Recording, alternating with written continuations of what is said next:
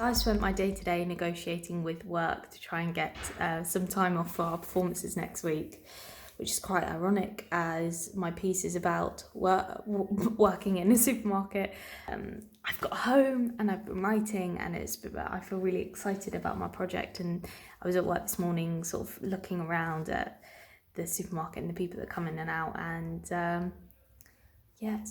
feel inspired. I believe that I may have just finished a first draft, but it needs a lot of work.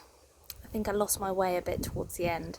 I also need some feedback, and although I've been asking my cat here, Bo,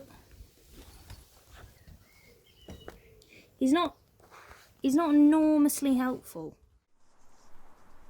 2020, the year none of us were expecting. I realised that I had to get myself a resting job, such is the reality of an actor's life, so I applied for one at my local supermarket. Fast forward a couple of weeks, and I'm sat behind a till, scrolling through a long list of root vegetables so that I can weigh what I'm pretty sure is a fennel. Isn't it awful about what's going on in Wuhan, in China? Oh gosh, and that virus, it sounds terrifying, doesn't it? I know, those poor people I can't imagine it. It seems like the whole of China is shutting down. Fast forward 1 week. Hi Sarah, she's my manager. What can I do? She gives me a sympathetic look and mumbles the word pallets. Pallets is supermarket code for toilet roll, and toilet roll is the new code for a whole lot of harassment on the short walk from the warehouse to the household aisle. I take a deep breath, find my inner calm and brave it.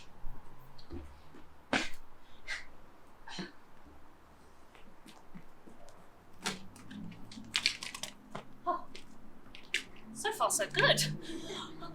I take a large pack of three smaller packs of 16 loo rolls and place them on the empty shelf. I decant the packs and return to my crate for another. This process usually takes around... The packs have gone. Words out. The next 5 minutes are a frenzied blur. People rushing in and grabbing what they can, and I'm enabling it, trying to be the most helpful while least in the way. Sorry. Take this one. I've never felt so popular. Goes for nothing. Next thing I know, the toilet rolls have gone, and the shelf is still empty. Let's fast forward to the 2nd of April. I've been isolating for 2 weeks because my dad had been sharing a car with someone who turned out to be a confirmed case, and with the new rules, and, well, you already know. It's my first day back, and it's weird. There are these screens in front of all the tills, and a queue snaking around the car park, and everyone's doing this weird dodge-like dance to keep a 2-metre distance away from each other. Everything's changed. Fast. I'm working at the tills.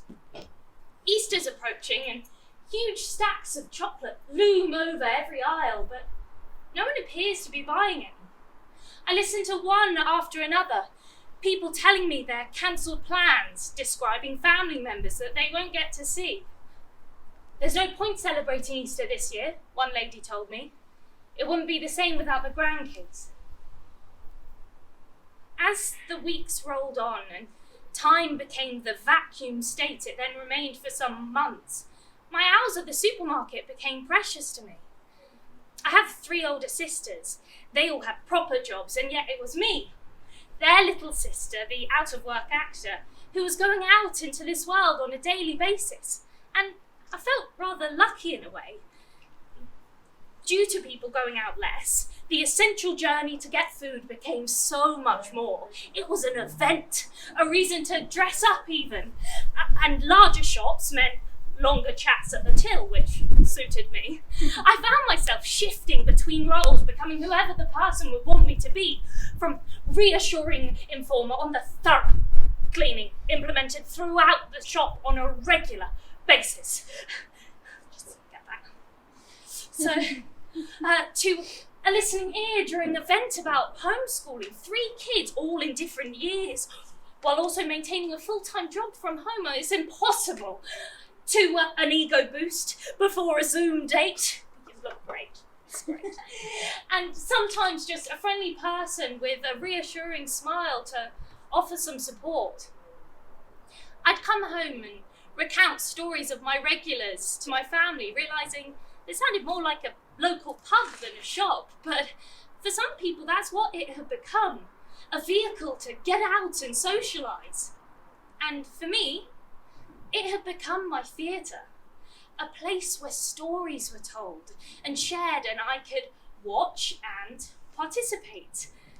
My real life had stopped. There was no point worrying what may or may not happen in the future. It was all so uncertain. Why bother? Never before have I lived so day to day. And I witnessed change on a small scale of behaviour, people wearing masks and gloves, keeping their distance and so on. But also within people, I saw kindness and compassion and patience, the last things you'd expect to see at a supermarket. The slower pace allowed people to see others and engage with them. And it gives me hope to know that people can adapt and that change is possible, especially when we all pull together. Gradually, people are starting to talk about the new normal, which sounds positive, but I can feel a growing, restless feeling of frustration and restlessness starting to creep back in as I'm encouraged to look ahead once more. Once more, I am waiting for something to begin. I wonder if I'll ever feel nostalgic for a time when restocking the toilet paper was the lead role.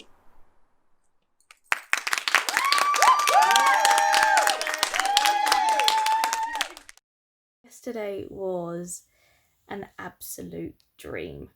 I loved seeing everyone's performances. I loved performing, knowing that we were all a part of live theatre. Every single person was experiencing live theatre, something that we completely took for granted before.